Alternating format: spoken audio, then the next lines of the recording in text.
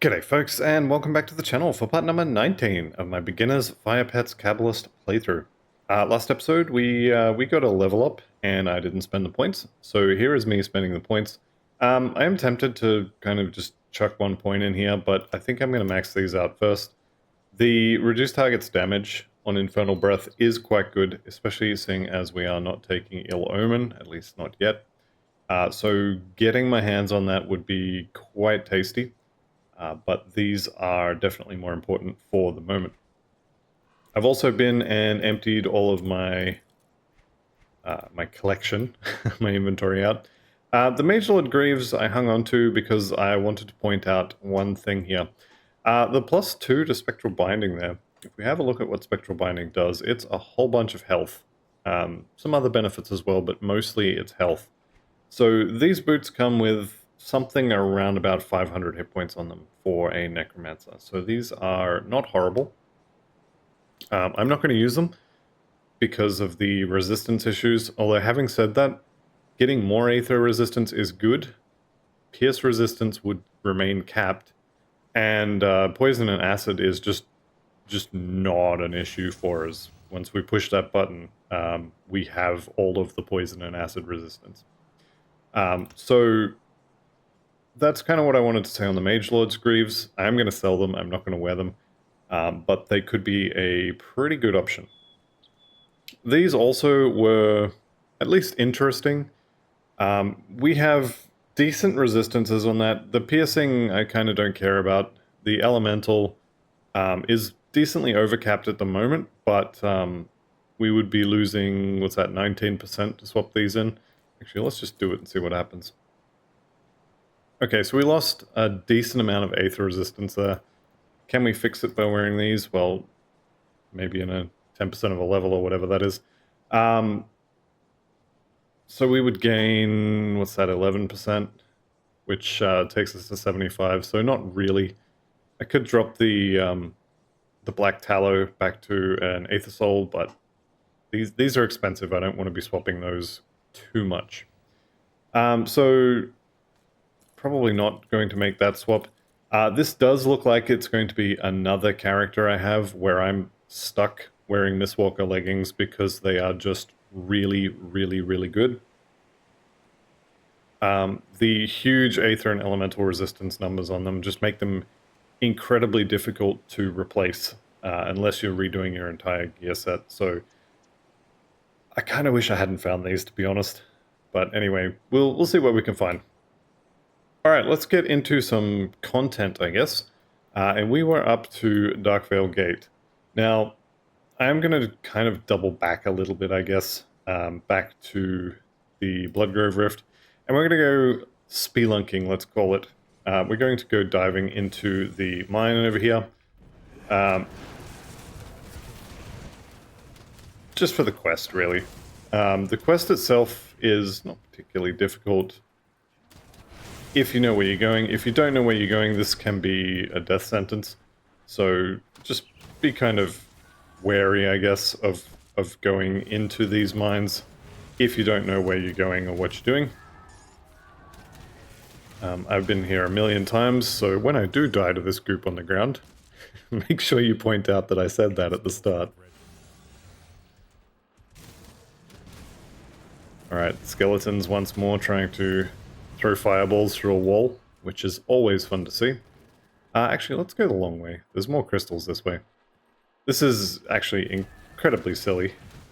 Staying off of the Aether Fire is a good way to live, and deliberately walking onto it is a really good way to not live.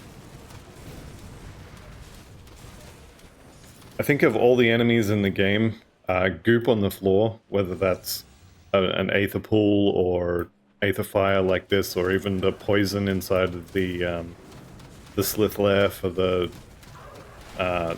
Devil's Crossing quest. I think it's the Honored one. All of that sort of stuff has killed me more than any of the Nemesis. So definitely something you want to keep an eye on. Alright, free dynamite, free Aether Crystal. What you gotta do is walk over there and you get free stuff. Alright, and I am absolutely clearing way more than I need to, and it's all in the pursuit of these crystals. Which, if I'm being honest, I should not be doing this because, I mean, the Warden's lair is right there. We can just go walk through it and get a bunch of Aether Crystals incredibly easily. But, you know what, I'm here, so let's just do it. Okay, so 2 bosses at the bottom of this little walkway here.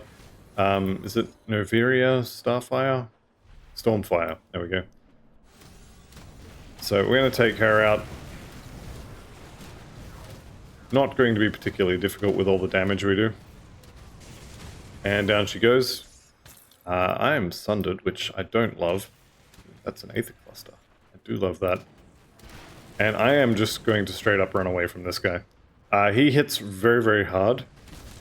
So I want to kind of avoid that if I can. I say as I walk straight into that slam. But we can hide around the corner and just let the pets take care of him. I mean, since we're here, would be kind of rude not to, wouldn't it? Let's turn the loot off just so I can see what's going on. Although having said that, the things that are dangerous are more or less concentrated over there. Alright, Infernal Knight's Jacket, don't really care about. Mostly when I'm looking through these piles of loot on the floor, I'm just looking at the green words. The yellow stuff is, yeah, if you can get, you know, Mystic at the start, if you happen to be looking for Spirit or whatever, yeah, it's okay, but what you're really looking at is the MIs, which particular MIs it is, and whatever the green mod is. And the yellow, like the magic mod, kind of doesn't matter. Alright, so that quest is done, and they should be sending us to the Tomb of the Ikon next, if I'm remembering correctly. Which, I mean, you all know my memory is like a sieve, especially when it comes to names. Let's go ahead and spend those points there. Again, getting more absorption, so we're getting tankier, and also getting more damage from manipulation.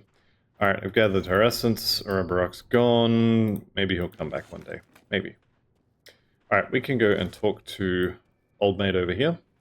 Keeper of the Tomes, what is it? I will gather the ashes. So yes, it is the Tomb of the Ikon.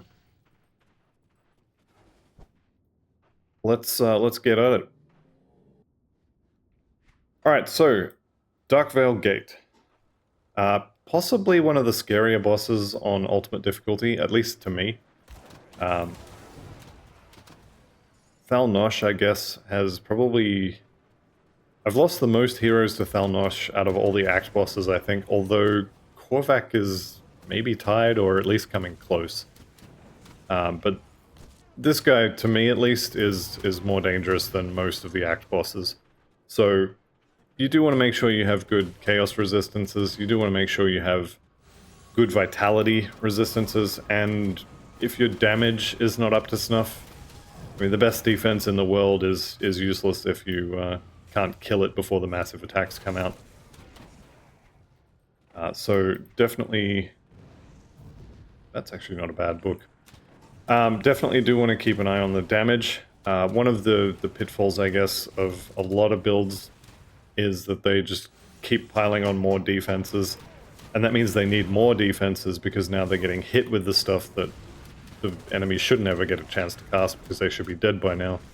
And so now they need more defenses. And it's a bit of a vicious cycle, and you end up with a brick that takes half an hour to kill anything. When boring things to death is your main way of killing things. It can work, I guess, if you're, I guess, much more patient than I am. I definitely don't have time for low damage builds. Says the guy who leveled a retaliation build before retaliation added to attack was the thing. That was pain. I don't recommend that. I guess it was in the game and I just didn't know about it at the time. I made a warlord that was physical retaliation, and I didn't use a retaliation added to attack skill. So I was just walking around waiting for things to hit me. And yeah, it was painful. Although at the time I didn't know it was painful, so it was great fun. Okay, so coming up on everybody's favorite demon-possessed madman. There is a decent amount of loot hidden in the walls in this place. I'm going to skip most of it just in the interest of getting through this. Level 75, we're not ahead of the curve by any means. That's actually not a bad scepter. I wouldn't say we're too far behind, but we're definitely not over-leveled. So we could probably afford to kill a few extra things. Doesn't mean I'm going to do it, but we could definitely afford to do it. Alright, most of this stuff we can skip. Alright, here we go, boss time. So the idea is blow him up before he gets to do anything too scary. And then when he dies and the big boy comes out, we blow him up before he can do anything too scary as well. All the little things should die pretty much before he shows his face. And now we kill him before he does any of the big attacks. That is our defense. Our defenses are he dies before it becomes an issue. Alright, we are at the point now where we get to look at what he drops. Now he's going to drop one of these every single time you kill him, and he can drop two. Wraithbound is a pretty good pet prefix, and of attack is honestly kind of worthless. The problem, I guess, with this particular one is that, yeah, the resistances are horrible on that. Can we swap any of our, or either of our existing rings, and would I even want to? So we would get +3 to Soul Harvest, which we don't actually have at this point. I think this is going in the pile of things we're not going to use. Ring of Eternal Rot would be really good on a Poison, Ravenous Earth, Cabalist probably, or maybe a Reaper. Thread of Mortality. This necklace is crazy good for an Elementalist who's doing Vitality damage. It's pretty good for anything with Shaman or Demolitionist in it too, but not for us, unfortunately. Alright, I mention this every time I come out of Darkvale Gate, but do make sure that you go and you get the Rift out here before you go worrying about loot, before you go back to town to swap gear, because otherwise you'll do what I've done many times. You'll go back to town and you'll go, oh, I need to go and get whatever augment for this piece of gear I just swapped, and you'll clear your Rift, and now you have to walk all the way through Darkvale Gate again, and this time you've killed everything that made it interesting-ish. So just be aware of that, and try not to make the same mistakes I did. And I'm just going to not mention how many times I've done that in spite of talking about it all the time. So this little section here, the Aan Road, not the biggest fan.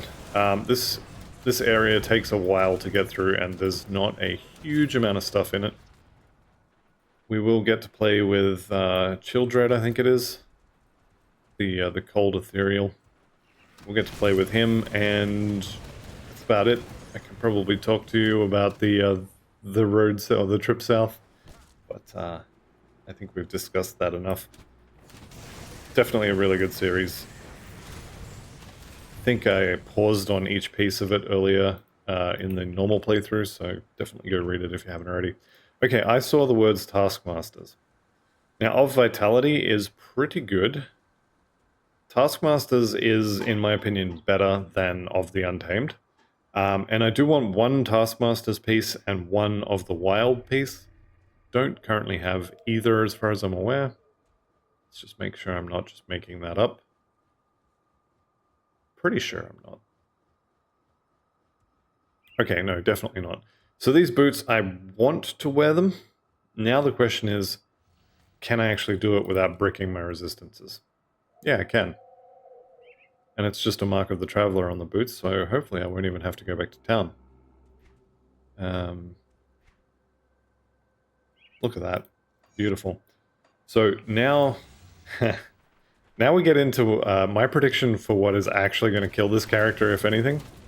And that is, I forget to push Blood of Dreig, and then I walk into someone who does poison damage. And I die because of the massive poison resistance hole that I've created for myself, because, you know, that's alright, it's fine, Blood of Dreig will handle it. I can absolutely see that happening. Ooh, totem. It's definitely one of the dangers of this character, is you get overconfident with Blood of Dreeg, or... is it Blood of Dreeg? Yeah, Blood of Dreeg. You get overconfident with that, and you just think, I'll just remember to do it. It's got a huge duration, decent recast, it should be up fairly reliably, and then you just don't. And you only need to not do it one time, and now you're dead. Alright, the Covenant set here is a blue pet set for Occultist.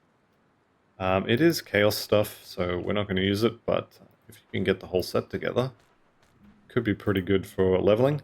You can, I believe, buy the blueprint for the helmet in the Ancient Grove. That's not it, but I am looking at it.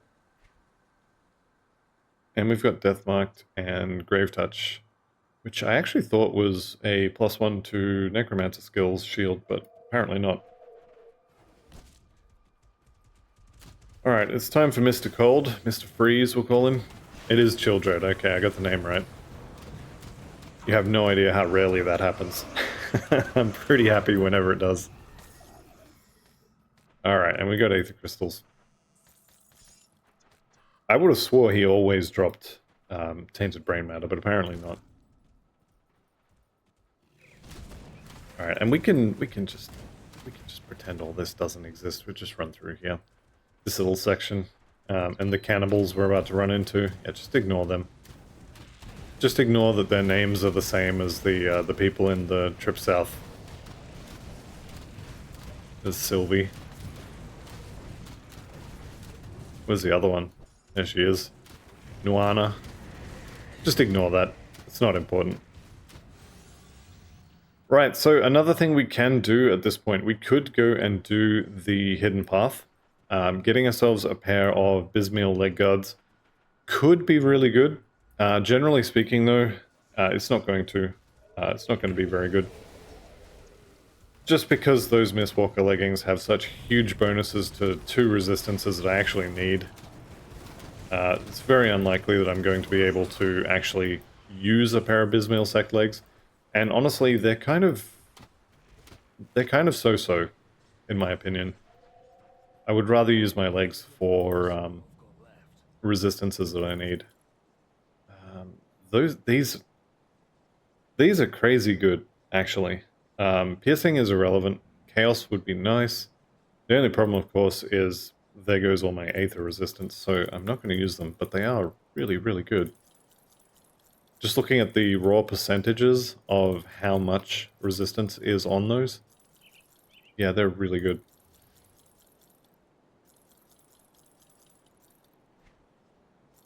Can't believe I just sold that amulet too. It's a really good amulet. I mean, I can totally believe it. Actually, what are those boots? I think I was going to try those boots. Having said that, we did just get some new boots. Taskmaster's prefix is pretty good.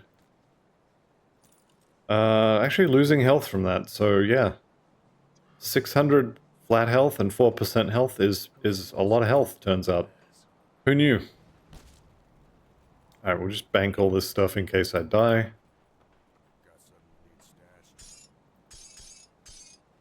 He says, knowing that if this character dies, the entire save file is going to be deleted anyway. Alright, and we do have Karos' tome now. Did I just get to a rift gate? I think I did. Alright, let's try not to clear my personal rift anyway. It's probably going to happen, but let's give it a shot. Why do you have such a... I've already informed... Okay, we'll speak to Creed. Shadowstalker's belt. Yeah, no good. That's alright. We'll get a couple of purples for free, just from doing the main story quest here. So when we kill the Logorian, we'll get a purple out of that.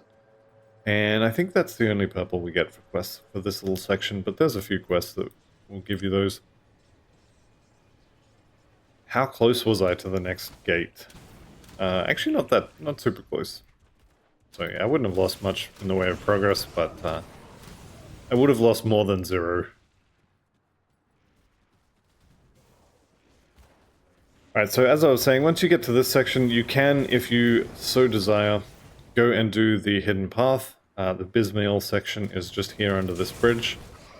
I will probably do that at some point. Well, I'll definitely do it at some point because it has skill points and attribute points tied to it. But I'm gonna leave it for now, and we're gonna push the main story. So if I can get to Ashes by about level 80 or before level 80, I'll be happy. Honestly, no real reason for that. It doesn't matter if you get there at 90 or if you get there at 75. All of the content pretty much scales with you, and level 70 seems to be about the point where it starts really scaling. So as long as you're there after that point, it kind of doesn't really make much of a difference. Checking for a totem here. It's not there, obviously. This is another area that I like to farm when I'm farming totems. There is only the one here, this Forsaken, but it's really close to a rift gate, and it's always here, and you can see all 3 spawn points from the next rift that we're about to go to. So this one's pretty fun. Not so much fun, but pretty good to farm. Okay, Houndmasters, that's an offhand, so that's fine. Don't care about that one. That's a double rare. Thunderstruck Slails, that is garbage. And basically, we just got a blueprint. There is a lot of goop on the ground here. That's fine. Yeah, this is actually kind of bad. I know it's a double rare, but the affixes don't match. One's lightning, one's vitality. They're on a chest piece that's not an MI, so it's just kind of not very good.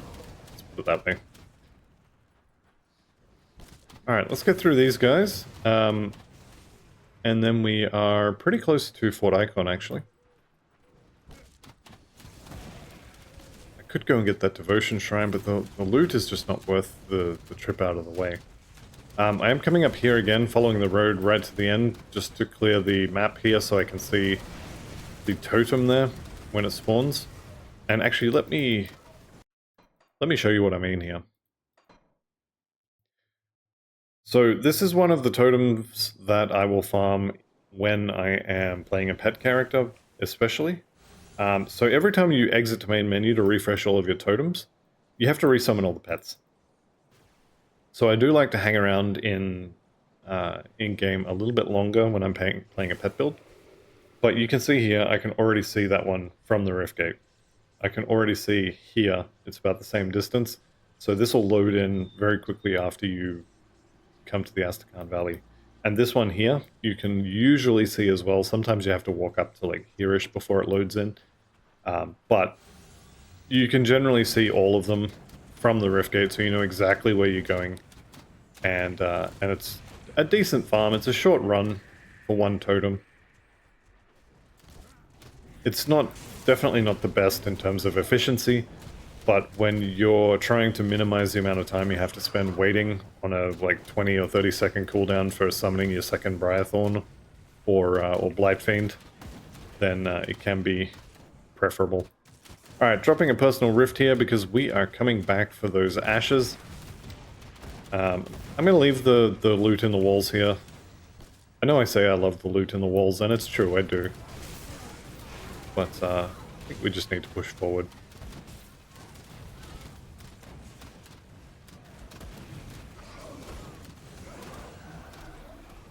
It's always fun when you're just walking past things and they're dying and you're getting XP.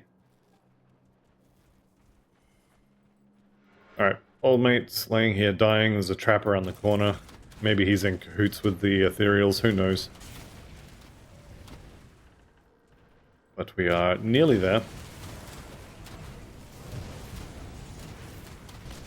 So we do have to fight for the Rift Gate here. Only the last wave is really any threat at all, and even they are not really a threat, more like an annoyance.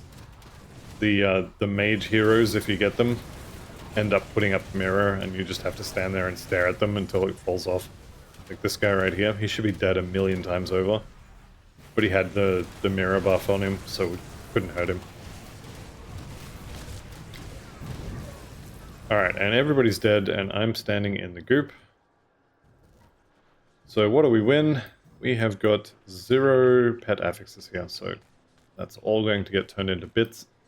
Honestly, 2 million bits.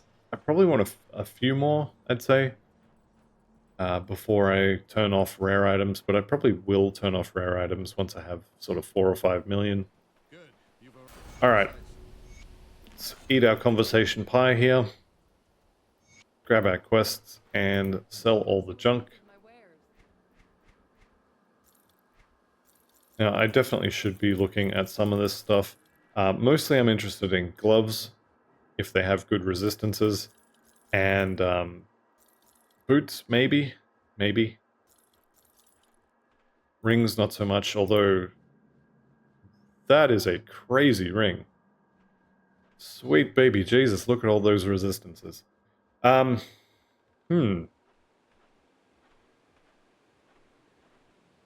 don't think I'm going to use it, but that is crazy. That is nuts levels of resistances. I've seen very few items with 100% to any resist, and then to have 80% on a second one is... Yeah, wow, that ring is nuts.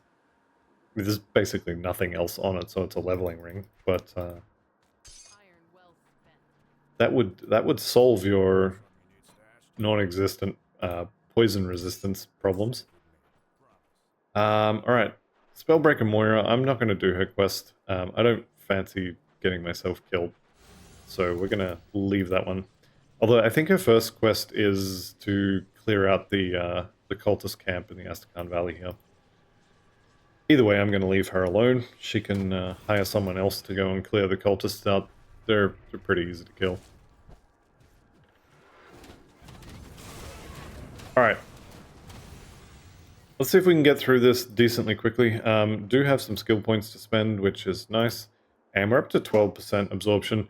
We're only getting 1% per point here, so... might be worth going to all the points of manipulation until it's done. I'll keep up with the 1 per level each. I am playing on hardcore, so I should at least pretend like I need defenses. This area can actually be decently dangerous on ultimate difficulty, or just in general, really. The lightning from some of these, I think it's the Stormbearers or maybe the Blade Maidens, I can never remember which one it is.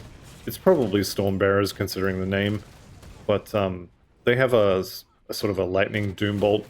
You just saw it go off there. If you get a bunch of those hit you at the same time, they can really chunk your health bar. Turns out the guns also kind of hurt. Alright, do we get the totem here, or is it going to be later? It's looking like later.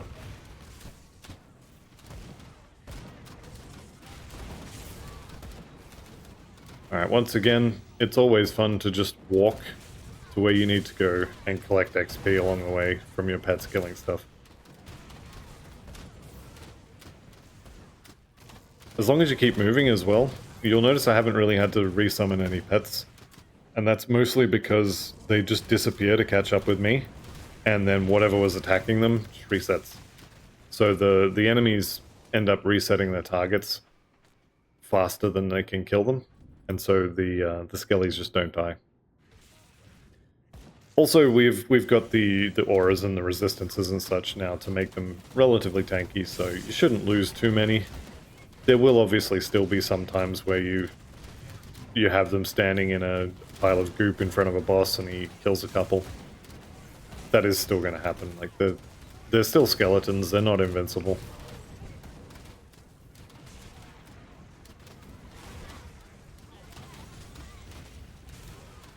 Watch as I lose a couple here now, after having said that. Alright, we need to stop outside the door here and kill a few of these idiots.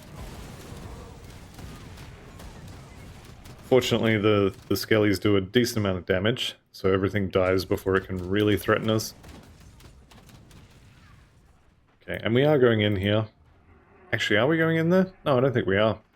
I don't need anything in there. The Devotion Shrine is fairly expensive. So yeah, I think we just kill the boss here and we'll be on our way.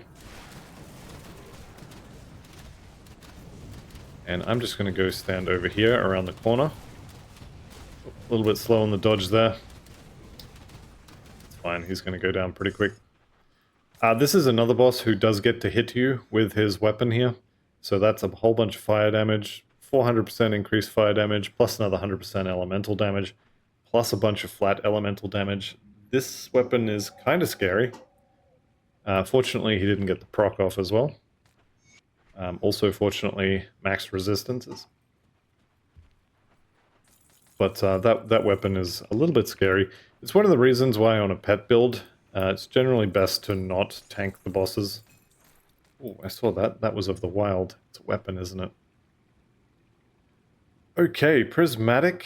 That's a lot of stuff that I like. Unfortunately, it's on a belt slot, which means I would lose way too much to put this on.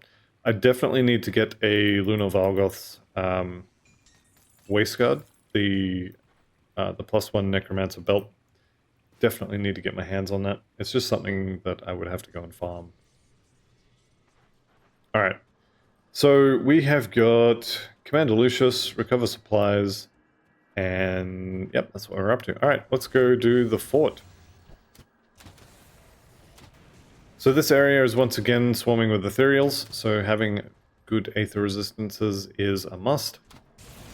Although, at this point in the campaign, you really should just have everything. You can kind of play fast and loose in normal difficulty, but once you get to ultimate, you really need to have 80% across the board.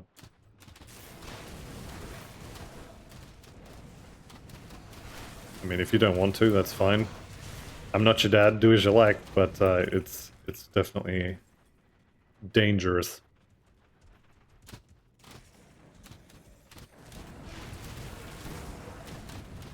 Alright, here we go. Here's our supplies. So we got the supplies, we got some exalted handguards of we're not using them. And now we just need to kill Lucius. And that's us done for the fort. I am curious to see if we're going to have to fight Locksmere. I haven't seen her in a couple of runs through this area. So I'm probably due. I think Locksmere is straight up 50% spawn chance on ultimate. Don't quote me on that, but it seems like about 50%. And I haven't seen her for a while, so yeah, I'm definitely due. We'll see if it happens. Alright, once again, the plan for killing Lucius. Lucius is not really an act boss. He's more of a, well, he's literally not an act boss. But he can be fairly rippy. Let's see if he gets to launch his meteors at me. Probably shouldn't, but see what happens. Yeah, he's not launching any meteors at anyone today. So there's his flamethrower. I believe that was his second ability, and if you're killing him as he's doing his flamethrower, you've probably got an okay amount of damage. If you see his meteor, I would say you're doing like okay to low damage. And if you see 2 meteors, you've got massive problems. You shouldn't live long enough to do it. Or you're using a leveling build that's not optimized. Which is also, I mean, it's fine if that's what you want to do. Alright, let's blow this up once I'm unfrozen. And we'll go turn this in. Taking the world's most lazy portal ever. I'm going to turn this in, vendor some stuff. I'm still skipping that quest. Maybe I should go do it. Eh. Okay, we'll head to the Necropolis. No problem. We'll see you there once we've done all the heavy lifting. Did just lose, actually, revered status with Homestead, so that kind of sucks, but not the end of the world. Also, I'm not looking at any of this loot, just in the interest of time. And actually, speaking of time, this is going to be the end of the episode, so I'd like to thank you all very much for watching. See you in the next one, and goodbye for now.